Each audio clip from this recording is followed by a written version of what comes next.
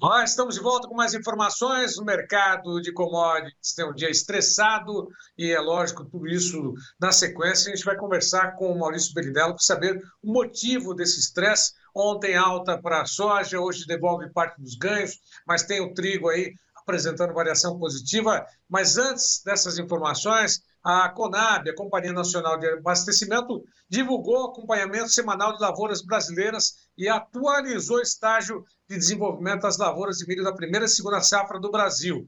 Portanto, olhando para a safra de verão, a Conab aponta de que 77% do total já foi colhido, com destaque para São Paulo, Santa Catarina, Minas Gerais, Paraná, Rio Grande do Sul, Bahia, Goiás, Piauí, Maranhão. E na semana passada, a colheita da primeira safra estava em 72%, mas lembrando que no mesmo período da safra anterior, chegava a 83,7%.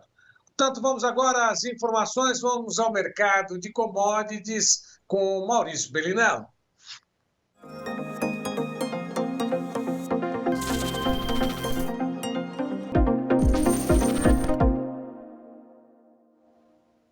Maurício, boa tarde, como vai? Tudo bem? Eu vou bem, Braga. Boa tarde a toda a audiência. Maurício, antes de falarmos a respeito do que está acontecendo com o mercado, no início dessa tarde, a situação da Bolsa de Chicago era exatamente essa que a gente vai mostrar. O Gleidson está colocando a tela em tempo real para poder acompanhar os vencimentos futuros, que tem a soja com uma queda de 1,33% a 13 dólares 22,12, pressionada. O milho a 5 dólares 77,60 sobe 1,16%.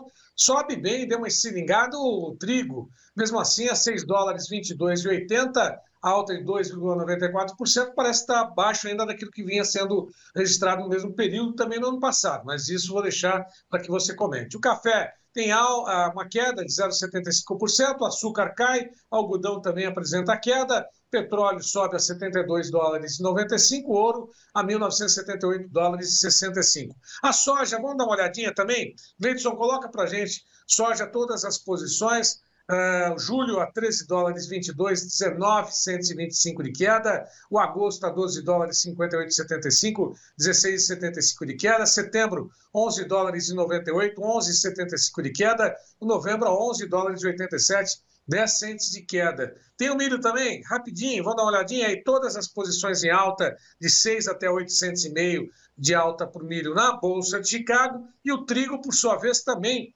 Na tela, a gente pode observar que o trigo apresenta a negociação em alta também, em todas as posições, está aí o vencimento de setembro 6,34,75, dezembro 6,52, março 6,65 e o maio 6 dólares e 72. A pergunta é, o que está acontecendo com esse mercado? Soja ontem teve um impulso, subiu e, de alguma forma, hoje devolve parte dos ganhos. Milho e trigo estão numa boa posição. O mercado está estressado? Essa é a pergunta para você nesse boletim da tarde, Maurício.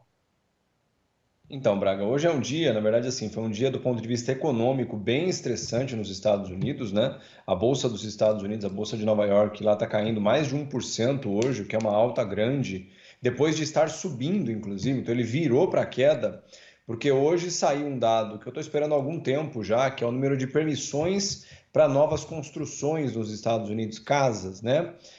E hoje saiu o dado mais atualizado dessa informação, Braga, e veio o menor número de permissão para novas casas desde 2015, né? Ou seja, os efeitos da alta de juros estão chegando num ritmo acelerado nos Estados Unidos, porque hoje, por exemplo, Braga, para você fazer um financiamento de imóveis de 30 anos nos Estados Unidos, aquele é mais ou menos parecido como é no Brasil, a taxa de juros hoje está perto de 6,5% ao ano. Só para ter uma referência, a questão de um ano atrás, 2 anos atrás no máximo, era menos de 3% ao ano. Isso, obviamente, quando você coloca numa linha de 30 anos, o efeito é muito grande, é mais do que o dobro da taxa de juros, né? E isso, obviamente, está colapsando toda a atividade econômica nos Estados Unidos e todo mundo tomou um susto com esse dado hoje, porque eles esperavam um dado relativamente alto, né? 1,4 milhões de casas novas e veio 1,1, 300 mil casas a menos em um mês. que é a permissão que eles fazem. Então, esse é um dado bastante estressante e o mercado sinalizou claramente um pessimismo exacerbado nesse primeiro momento aqui. Nas commodities, Braga, o comportamento geralmente não tem muito a ver com isso, né? Porque o que determina normalmente por assim dizer, movimento de preços em commodities tem a ver com sazonalidade, plantio e colheita, né? E hoje, inclusive, depois de um período longuíssimo, o trigo, finalmente, pela primeira vez, ao menos desde dezembro do ano passado, ele sinalizou hoje, especificamente hoje, um movimento bastante importante de fundo, né? Ou seja, não sei se, como eu sempre brinco, eu não sei se é o fundo, mas um fundo está estabelecido na faixa dos $6 agora no trigo, e hoje fez um movimento bem forte para cima também, que foi inclusive muito semelhante com o movimento do milho, que aconteceu tanto em Nova York, quanto em Chicago, quanto na B3. Né, o CCM, o contrato do milho Campinas, também fez um movimento, ainda que menos, por assim dizer, valente, né, mas também firmando, pelo menos por enquanto, o estabelecimento, no caso da referência da B3, de um fundo perto dos R$55. Não há muito a se comemorar, sabendo que, por exemplo, em fevereiro, março, estava R$90 esse mesmo preço. Mas, no mínimo, é um bom indicativo. Inclusive, você que é um entendedor do ramo, a referência do boi gordo hoje disparou na B3, mais de R$10 por arroba também. E eu tenho olhado isso com bons olhos. Falei na quinta-feira da semana passada que a soja dava os primeiros sinais de tentar segurar um pouco da sangria. Eu acho isso uma informação relevante para o agricultor. Isso, obviamente, não traz alento imediato, especialmente para quem vai ter que vender sua soja ou seu milho por questões de dinheiro, ter que vender para levantar dinheiro ou de armazenagem, um misto dos dois. Né? Mas eu acho que, pelo menos do ponto de vista do ciclo de preços, isso traz sim um alento que me parece, no mínimo, ainda que não salvador, mas um início de um processo de otimismo no mercado de commodities, Braga, ainda que seja absolutamente desalinhado do mercado de ações dos Estados Unidos, que está muito estressado hoje, Braga. Bom, então, vou invertendo totalmente, porque está tudo imbricado, tudo interligado. O mercado financeiro estressado por essa taxa de juros que impediu o crescimento da comercialização de imóveis lá nos Estados Unidos, uma taxa quase mais do que o dobro daquilo que vinha sendo registrado há um ano, está aí, fala, não vai subir a taxa de juros lá, mas está subindo praticamente nesse setor que que funciona como um termômetro da economia lá dos Estados Unidos, mas vem muito mais pela frente, né? Ao que tudo indica também, essa questão da dívida ainda não foi resolvida, não. É lógico que vai sendo cada vez mais ainda falada, e é lógico, isso tudo gera um estresse, né? Já que também vem junto com ela essa recessão que você já há muito tempo vem falando por aqui. Isso. Por outro lado, aí nós temos o dólar, né? O dólar, dá uma olhadinha no dólar, Gleidson. Nesse momento que a gente está conversando aqui com o Maurício Bellinello, está aos R$4,97, está voltando ali para esbarrar os R$5, mas vai ficar nessa faixa, de alguma forma, isso também mostra que o produtor tem que ficar atento a não só aquilo que ele produz, né? Mas o mercado como um todo, né? E o mundo todo tem que ser observado, a economia, principalmente dos Estados Unidos, né? Sem dúvida, Braga, é o que você mesmo comentou sobre a questão do dólar agora mesmo aí, né? Tem gente que às vezes fica esperando por uma boa notícia que provavelmente não vai vir, né? Que tem gente que fala, não, mas agora o dólar vai a 5,50, né? Tá bom, ainda que ele vá, eu pessoalmente não acredito que vá, você tem tempo suficiente para aguardar ele ir, porque esse é o ponto, né? As contas têm urgência, o espaço do armazém tem urgência, né? O recebimento do dinheiro da sua safra tem urgência. E eu, pessoalmente falando, inclusive digo isso porque eu estou falando isso para os meus clientes, né? Na minha mais humilde opinião, o movimento mais óbvio, talvez que eu veja alguma possibilidade, é 5,10, né? Mais do que isso, dependeria de uma dose grande de sorte nesse momento. E eu, pessoalmente, não sou daqueles que acreditam nisso. E nos Estados Unidos, por exemplo, tem gente que está é um negócio meio negacionista mesmo assim, né? Por exemplo, o lance do limite de gastos dos Estados Unidos, isso não tem a ver com calote. A gente falando em calote, isso não faz nem sentido. Porque, como eu já comentei, nos Estados Unidos, diferente do Brasil, o Tesouro Americano não pode emitir dívidas sem o aval do Congresso. Né? E isso que está acontecendo agora é que os Estados Unidos não poderão emitir novas dívidas. As dívidas antigas não mudam nada, né? Então não tem calote, isso não existe. Agora, uma coisa muito importante, O que está acontecendo agora, que eu falei, por exemplo, sobre a taxa de juros de financiamento imobiliário, nos Estados Unidos, Braga, os números são muito conflituosos, mas a área o setor da economia da construção civil responde direta ou indiretamente por mais de 40% do PIB americano.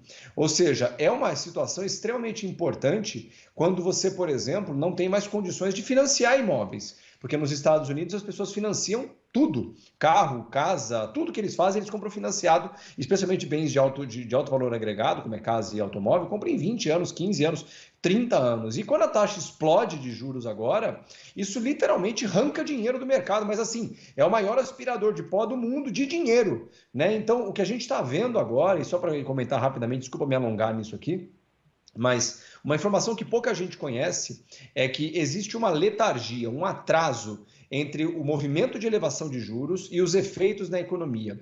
Esse movimento geralmente atrasa em torno de 12 meses, de 9 a 12 meses, ou seja, uma elevação de juros hoje vai atingir o mercado daqui 9 meses a 12 meses, a ponta do mercado, ou seja, o comércio, a vida das pessoas. E é bom lembrar que o início da elevação de juros americana foi em março do ano passado. Então agora, em abril, maio, a gente está vendo os primeiros efeitos dessa elevação de juros. Isso vai se alongar durante um ano à frente. Então, o que eu acho importante o agricultor entender, pode parecer que tudo isso não tem nada a ver com a vida dele, tem tudo a ver com a vida dele, porque os Estados Unidos são a grande locomotiva do mundo. Quando os Estados Unidos diminuem o ritmo, o mundo inteiro desacelera.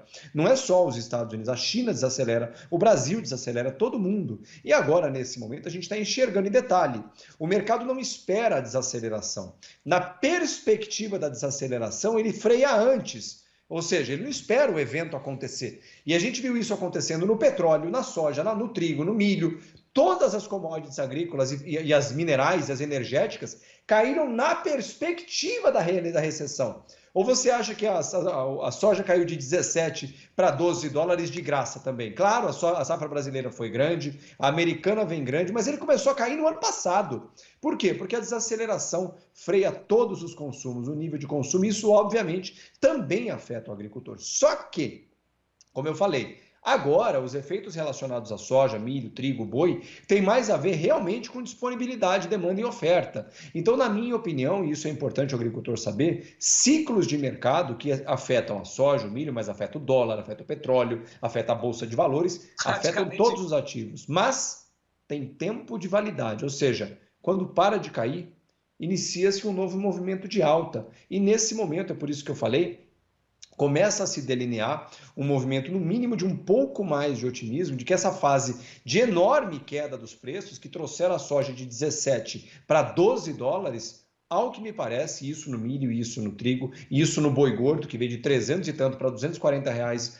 a arroba, também, ao que me parece, no mínimo, pode ser um indício de um movimento de reversão em breve. Ao menos necessita e carece, na minha opinião, se sugere que o agricultor e todos nós acompanhemos isso bem de perto, Braga.